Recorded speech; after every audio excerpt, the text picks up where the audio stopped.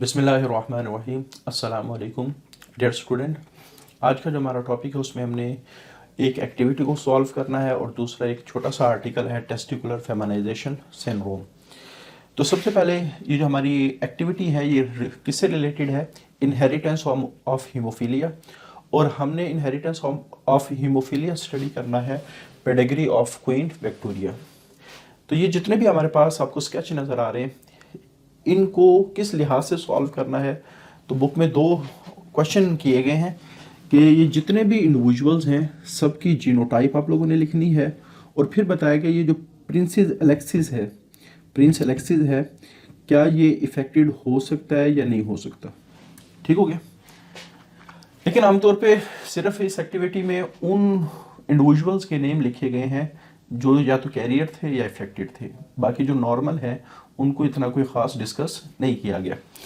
लेकिन हमने हर इंडिविजुअल की आप कह सकते हैं कि जीनोटाइप लाजमी लिखनी है। सबसे पहले क्वीन विक्टोरिया अगर ये कैरियर है तो हीमोफीलिया में अगर फीमेल कैरियर हो तो उसका क्रोमोसोमल और जेनेटिक मेकअप क्या होगा। क्योंकि ये फीमेल है, सबसे पहले तो आप जिस तरह लास्ट लेक्चर में हमने डिस्कस किया था, बॉक्स हमेशा रिप्रेजेंट करता है मेल को और सर्कल रिप्रेजेंट करता है फीमेल को। अगर सर्कल के अंदर एक डॉट हो रेड कलर का तो ये कैरियर को रिप्रेजेंट करता है, और आम तौर पे अगर रेड कलर का बॉक्स हो तो ये इफेक्टेड मेल को रिप्रेजेंट करेगा। जो ब्लैक बॉक्स है वो नॉर्मल मेल को इफेक्ट करेगा, नॉर्मल मेल को रिप्रेजेंट करेगा, और जो हमारे पास ब्लैक सर्कल है वो नॉर्मल फीमेल को रिप्रेजेंट करेगा। क्लियर? तो इसका मतलब ये हुआ कि हमारे पास ये वाला जो इंडिविजुअल है ये नॉर्मल था, तो नॉर्मल के लिए कैपिटल एच एक्स के ऊपर होना चाहिए और वाई।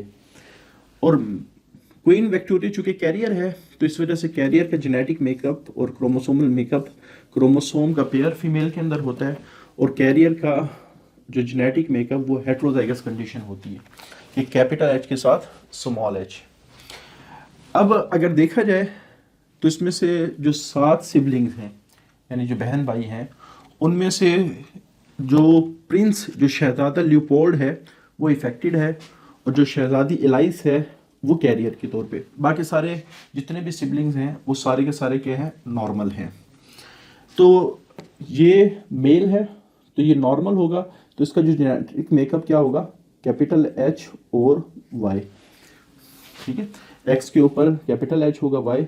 अब ये उसके बाद एलाइस जो है वो कैरियर है, तो कैरियर का जो क्रोमोसोमल और जेनेटिक मेकअप होगा वो डबल एक्स, और ऊपर जो जीन्स होंगे वो हेट्रोजाइगस कंडीशन के होंगे। उसके बाद यहाँ भी अगर देखा जाए तो ये भी चूंकि मेल है तो ये भी नॉर्मल है। अब यहाँ चूंकि फीमेल नॉर्मल है बिल्कुल, तो इसका मतलब है कि इसका जेनेटिक मेकअप होगा होमोजाइगस डोमिनेंट एच। और ये वाला जो लियोपोल्ड है ये चूंकि इफेक्टेड है तो इसका मतलब ये होगा कि इसके एक्स के ऊपर स्मॉल एच होगा और वाई इसके साथ अटैच होगा, और ये चूंकि नॉर्मल है तो इसका जेनेटिक मेकअप ये होगा। क्लियर? तो हमारे पास हम सिर्फ 2 की बात करते हैं। तो जो प्रिंसेस एलाइस है ये चूंकि कैरियर है तो कैरियर का मतलब क्या है कि इसके पास जो स्मॉल एच का जीन है वो क्वीन विक्टोरिया की तरफ से आया है और जो कैपिटल एच का जीन है वो उसके हस्बैंड की तरफ से आया है। और लियोपोल्ड में क्या हुआ है, जो स्मॉल एक्स एच का जीन है वो क्वीन विक्टोरिया की तरफ से आया, और चूंकि मेल की तरफ से वाई क्रोमोसोम आता है तो उसके फादर की तरफ से इसको वाई क्रोमोसोम आया है। क्लियर? अच्छा, उसके बाद इनकी जो मैरिज लाइन है वो नॉर्मल के साथ है, यानी नॉर्मल फीमेल। शहजादा लियोपोल्ड की शादी एक नॉर्मल फीमेल के साथ हुई है, और जो शहजादी जो कैरियर है इसकी जो शादी है वो एक नॉर्मल शख्स के साथ हुई है। क्लियर? अच्छा, उसके बाद अगली जनरेशन के अंदर अब यहाँ 2 सिबलिंग्स हैं, एक नॉर्मल है, तो नॉर्मल का जेनेटिक मेकअप क्या होगा? ये मेल है, चूंकि हमने बॉक्स बनाया है तो इसका जेनेटिक मेकअप क्या होगा? एक्स कैपिटल एच, और इसका ये चूंकि कैरियर है फीमेल तो इसका जो जेनेटिक मेकअप है वो हेट्रोजाइगस कंडीशन का होगा। क्लियर? अच्छा, फिर ये जो मैरिज लाइन है यानी इस फीमेल की जो शादी हुई है वो नॉर्मल शख्स के साथ हुई है, तो वहाँ से एक शहजादा पैदा हुआ जो रूपर्ट कहलाता है, प्रिंस रूपर्ट, ये इफेक्टेड है। तो इफेक्टेड होने का मतलब क्या है कि ये हमारे पास जो फीमेल की तरफ से या मदर की तरफ से इसको एक्स आया है, वो आया है जिसके ऊपर स्मॉल एच है। यहाँ से तो हमेशा कौन सा आएगा, वाई आएगा। तो अगर देखा जाए तो लियोपोल्ड का जो जीन है पहले उसकी डॉटर में आया, फिर उसके ग्रैंडसन में आया। तो इस तरह के पैटर्न को हमने कहा था ये जिगजैग इनहेरिटेंस है। अच्छा, अगर हम यहाँ बात करें, जो एलाइस है, शहजादी एलाइस है, उसकी नॉर्मल शख्स के साथ शादी हुई, तो वहाँ 3 सिबलिंग हैं, एक नॉर्मल है। तो नॉर्मल का मतलब क्या होगा कि यहाँ चूँकि मेल है तो एक्स के ऊपर कैपिटल एच होगा और वाई होगा। अब यहाँ चूँकि एक इफेक्टेड सन है इस कपल का, तो यहाँ जो क्रोमोसोमल और जेनेटिक मेकअप वो ये होगा। तो जो शहजादी एलेक्स है, एलाइस की जो बेटी है शहजादी एलेक्स, उसकी शादी हुई है निकोलस के साथ। अब यहाँ जो इंडिविजुअल है इसके बारे में कहा गया कि हम बताएं कि ये इफेक्टेड होगा या नहीं होगा। तो सिंपल सा कॉन्सेप्ट है कि शहजादी जो एलेक्स है उसका क्रोमोसोमल, चूंकि ये कैरियर है, तो यहाँ क्रोमोसोमल और जेनेटिक मेकअप उसका ये होगा, हेट्रोजाइगस कंडीशन होगी, एक्स का पेयर होगा। और चूंकि निकोलस नॉर्मल है तो इस वजह से इसका जो क्रोमोसोमल और जेनेटिक कॉम्बिनेशन ये होगा। तो अगर देखा जाए यहाँ जो एलेक्स से शहजादा एलेक्सिस की तरफ क्रोमोसोम आ सकते हैं वो नॉर्मल भी। अब निकोलस की तरफ से तो यहाँ वाई आएगा, तो वाई के ऊपर तो कोई जीन होता नहीं है। तो जो प्रिंसेस एलेक्स है इसकी तरफ से यहाँ कैपिटल एच भी आ सकता है। अगर कैपिटल एच इसकी तरफ आता है तो ये नॉर्मल हो सकता है। लेकिन वहाँ बताया गया कि प्रिंस एलेक्स हीमोफिलिक है। कैसे हीमोफिलिक है? तो इसका मतलब है कि जो एलेक्स है इसकी तरफ से इसके पास क्या आया है, स्मॉल एच आया है। तो अगर स्मॉल एच होगा तो एलेक्सिस जो होगा वो क्या होगा, इफेक्टेड होगा, इफेक्टेड होगा। तो ये अगर नॉर्मल है तो इसका जेनेटिक मेकअप क्या होगा, ये वाला। तो इस तरह तकरीबन हमने हर किसी के जो जेनेटिक मेकअप है वो लिख दिए हैं।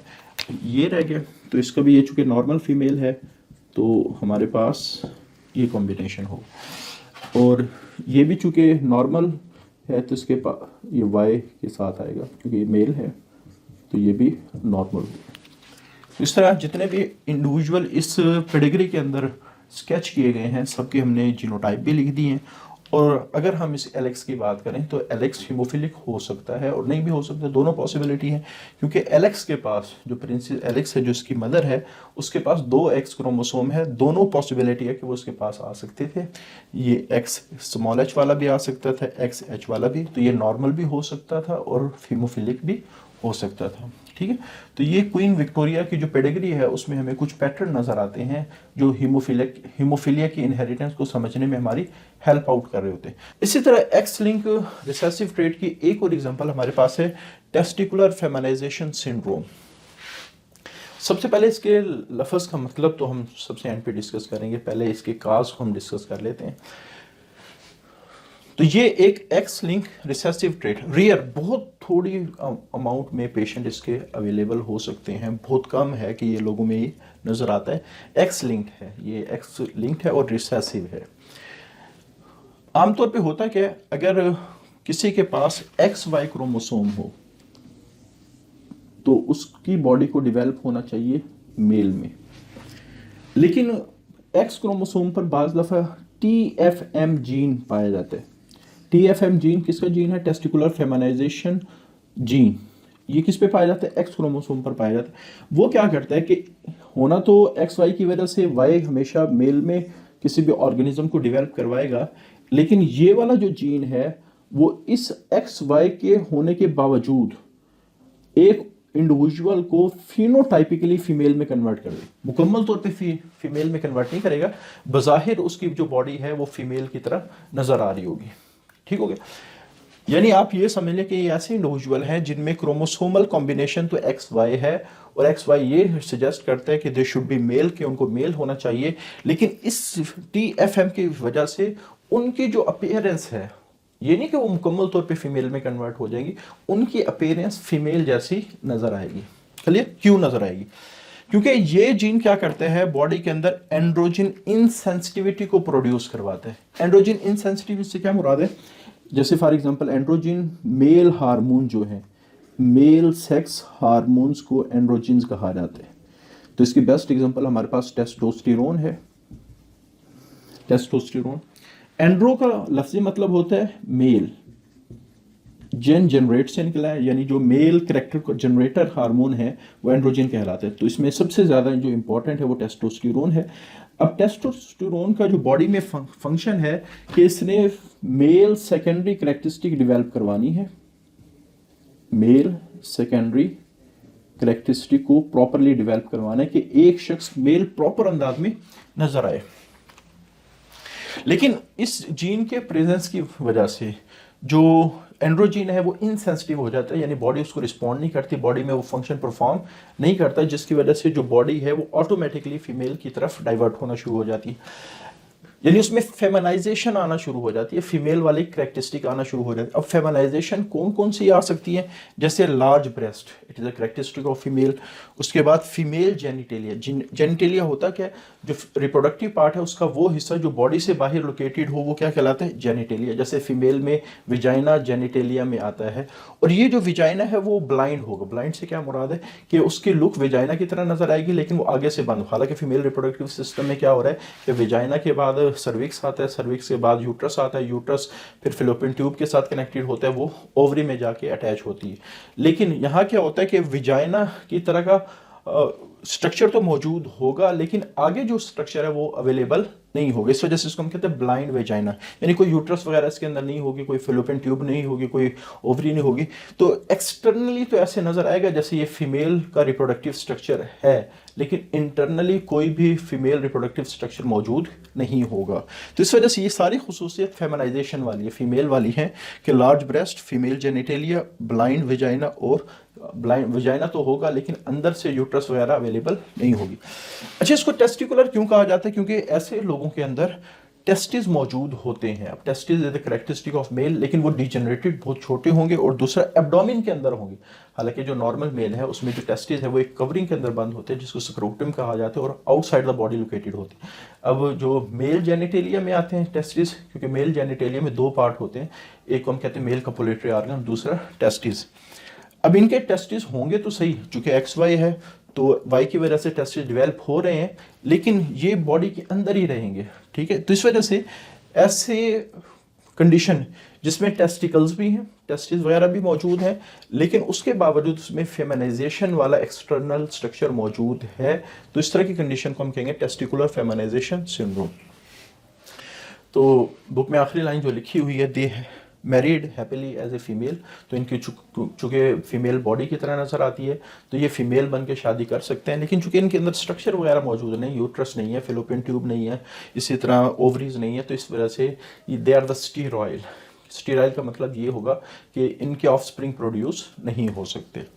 तो टेस्टिकुलर फेमिनाइजेशन सिंड्रोम बाज़ दफ़ा शॉर्ट क्वेश्चन के तौर पे आ सकता है। तो जेनेटिक्स में जो सबसे इंपॉर्टेंट चीज़ें होती हैं वो एक्टिविटी को आप लोगों ने सॉल्व करना होता है, जो सबसे ज़्यादा कंसेप्चुअल पार्ट होता है हमारी जेनेटिक्स की स्टडी का। तो बहरहाल इंशाल्लाह जितनी दफ़ा हम काफ़ी सारी एक्टिविटी अपने लेक्चर में सॉल्व कर चुके हैं, और 3-4 आर्टिकल और भी हैं, उनमें भी कुछ एक्टिविटीज़ आएंगी। तो इन एक्टिविटीज़ की आप लोगों ने अच्छी तरह प्रैक्टिस करनी है कि इनको सॉल्व कैसे किया जा रहा है। तो आज के लिए इतना ही, अल्लाह हाफिज़।